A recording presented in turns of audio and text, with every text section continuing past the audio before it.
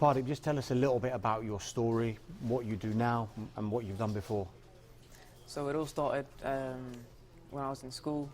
I was always interested in football, always interested in acting, and when I was a teenager, I actually tried to make it in football, and tried out for a number of teams, tried out for school, tried out for college, and Sunday league teams as well, and I was unsuccessful. And the moment I knew when it wasn't going to happen was when I was at a trial, and like finally everything was looking good. I played well, I impressed everyone, like people were talking about me in a good way, and the coach even admitted that I was a good player, and he says, "We can't use that here." That was his response, and that was the point where I just realised, this isn't going to happen for me. So what I do now is I'm an actor and writer. I've written Singh #7, and it's about a British Asian and trying to make it in football. Let's just go back to what this scout said to you. Yeah. Just repeat what he said there. He's good, but we can't use that here. By that he means? I don't know. I still don't know what that means.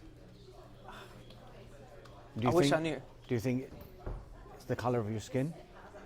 It's a possibility, but I'm not going to say that's what it was. It could have been anything. It could have been my physicality. I'm not the biggest guy. They could have been looking for someone a bit more physical.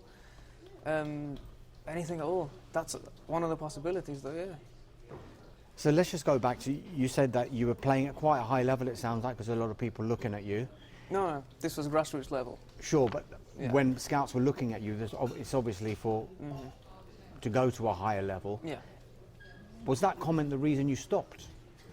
That comment was sort of like a build-up of things that had happened before that, and then when that happened, it was just like, that's when I realised this isn't going to happen, because I had barely just got on the ladder, if you know what I mean, and I wasn't really progressing, and then when that happened, I just thought, this isn't really going to happen for me, and that was it. You say the build-up of things. Can you explain what that build-up was? Just, to be honest, unsuccessful trials where I thought I played well and nothing really came of it. A number of teams that I tried for, it was a similar sort of story. Played well, I thought everything was okay, I'd at least get like a shot, and I was always unsuccessful, and it was just the same thing over and over again. Now, you say you can't say for certain what that scout meant by that comment, but just generally in your footballing career, were you ever racially abused? No. Never? Never. I think I'm quite lucky, because they say something like 75% of Asians have been racially abused at some point playing football at the grassroots level. But I myself, I think living in Leicester, where it's quite multicultural, I'm lucky to say that I've never been racially abused. And have you seen it? Have you experienced it? I've known people who have been racially abused in football. But for you firsthand, you've not seen it, it hasn't been personal to you, and you've not seen it yourself? No, and I consider myself quite lucky. But it could be because I never really progressed to, the higher level which I wanted to. And that, I guess, could be a form of institutionalised racism itself. So do you believe that? Do you think that that might have been one of the reasons? Possibility, yeah. When you look back now, do you feel you weren't given a proper chance? Do you feel that perhaps that was the reason why you were driven out almost? Do you think you were? Yeah, I think if I was given a fair shot, I could have at least progressed onto like a semi-pro level maybe. Hindsight's a wonderful thing, but if you were to go back and do your footballing career again, would you have done anything differently?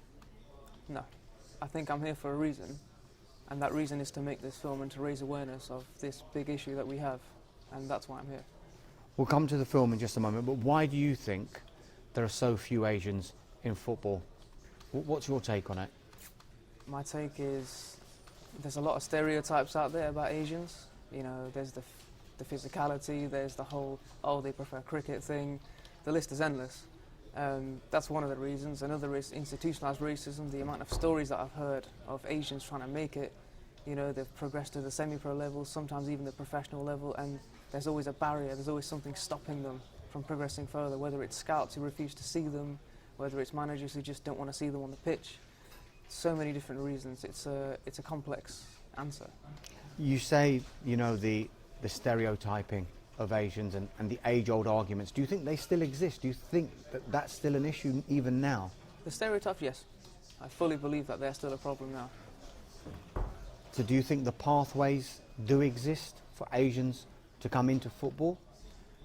I think there's a very slim chance, but for an Asian to make it, he would have to be very, very, very good, and he would have to be lucky because the people around him would have to support him, as well as whichever teams he ends up at will have to also support him without just looking at the colour of his skin and saying, you know, this is an Asian footballer, just looking at him as a footballer, and that's it. Who do you think is responsible then for the lack of Asians in football? Is it purely down to authorities, scouts, people at clubs, or is it closer to home as well? Is it the families of Asian people as well? I think, rewind maybe 20 years, the family thing could be a bit of an issue, because with Asians, you know, there's a lot of focus on education and going down that route, and sport's not really like a serious career. But these days, it's a lot different. There's a lot more Asian kids going to football on Saturdays and Sundays, and a lot more families getting involved now. So I think the whole family argument is dying. So the responsibility then flips to those in power, those at football clubs, scouts. Yeah. What message do you think they're getting when they're picking players which result in a lack of Asians in the game? A result, what was that, sorry? So what message do you think they're getting, the people who are going to be plucking these youngsters out, Yeah. that results in such a lack of Asians in the game? It could be a message they're getting, saying, you know, not to take on Asians, not to look at them, not to give them a fair shot. It could be them themselves. We don't really know that. So if, say, just put yourself in the position of someone in power, does it need somebody of an Asian background in a powerful position so that they can relate and say, you need to look at this differently? I'd say possibly, but not necessarily. All it takes is someone in power just to give everyone a fair shot, not based on the colour of their skin, you know? So one of the arguments, like when people talk about trying to get into football, trying to get into media, trying to get into a lot of jobs that aren't traditionally Asian jobs. Mm-hmm. Let's just use that as an argument for a second. They say, we can't get into it because when we watch football, or when we watch another sport, when we watch the media, we're not seeing anyone that looks like us. Yeah. So that they believe, if I can't see anyone that looks like us, how am I going to get in? That is also a barrier, yeah. So how much does it need now, a high-profile player who may be like 10, 11 years old now, to be nurtured and then to come in? Is that what it's going to take? Possibly, yeah. I mean, that would be great for any youngsters after that who want to get into football. They have like a role model. They've got a bit of belief because someone's made it. So that would be fantastic, yeah. How long do you think that will take? Honestly, I don't know. Don't know. So you've gone from football to acting. I guess it's a merger of both of your passions. That's right, yeah. Just explain the film that you're doing just now.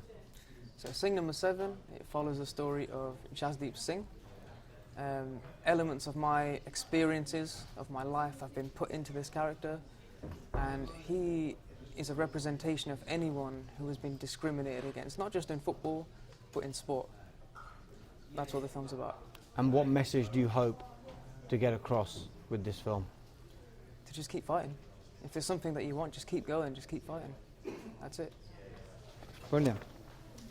Great stuff, mate. Nice one. Thank you.